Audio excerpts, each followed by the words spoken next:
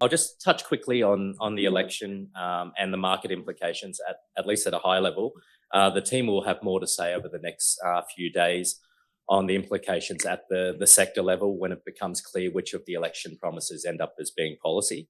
We'll also know a little bit more about spending when we get to October, when the ALP releases its updated budget. And I'll also point you to an email that Tom Sato will be sending around this morning on the election. So what the pre-election campaigning set out to do was really down to a difference in spending, essentially, rather than any sort of big ideas or any structural change with any of the major parties. So I guess from a market perspective, it's probably good news.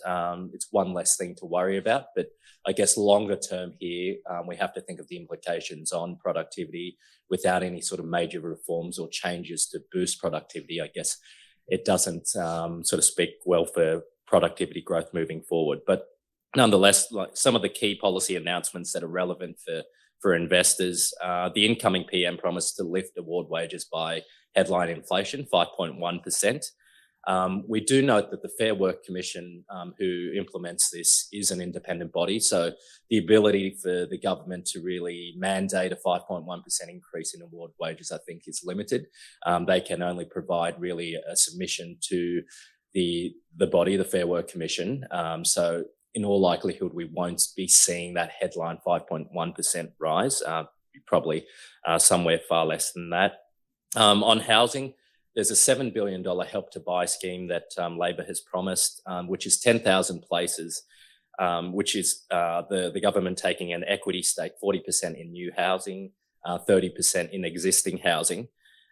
So this could be incrementally positive for housing if you think about it. But looking at 2021, there were 600,000 houses and units purchased over the year. So 10,000 places, across that, probably not going to make too much of a difference there. So again, just really incrementally positive for house prices there.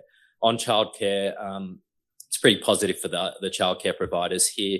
Labor's promised to lift the income test by $100,000 or just over that, and expanding the highest amount of subsidy, childcare subsidy to 90%, and across all brackets as well. The childcare subsidy is going to lift up. But the big issue around the election was around climate change. So Labor has promised a 43% reduction in emissions by 2030. It remains to be seen how this will be achieved. I suspect with the rise of the Teal independents here, this area will be getting a lot of focus over the next 3 years. So really watch this space. So overall, I think both parties here indicated a pretty pro-cyclical stance. So both the coalition as well as the Labor Party.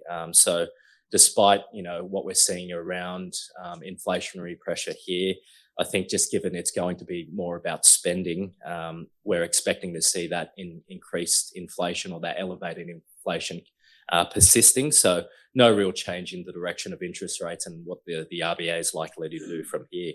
But broadly, from a market perspective here, I guess whichever parties that controls Canberra, once upon a time, if you're looking back at the data since 1910, there's a bit of a difference there in terms of how the Liberal Party and the Labor Party performed. But however, since 1983, there's been 14 elections. There's no clear winner, really, with the Liberal-controlled Canberra up 9%, whereas in ALP-controlled Canberra up 7%, and really just affected there by the GFC. So I guess all in all, like normally what we see is a post-election bounce, just given the uncertainty into the election.